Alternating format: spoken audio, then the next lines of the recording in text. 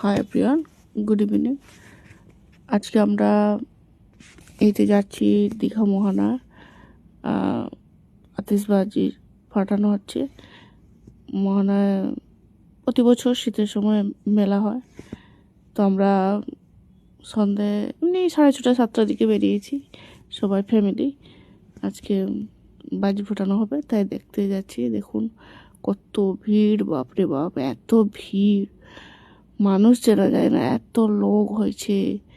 যেহেতু দীঘা বলে কথা, তাই আমরা গাড়িটা তো আটকে দিল, সেই হেঁটে হেঁটে যাচ্ছি।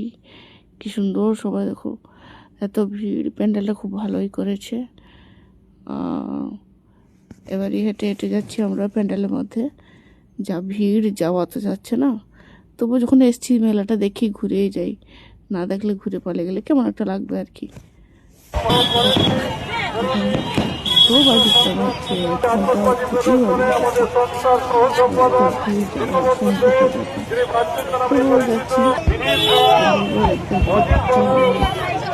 আরেকটা কথা, যেহেতু আমরা আসি না, আজ আমার ফার্স্ট চলে আমি এলাম।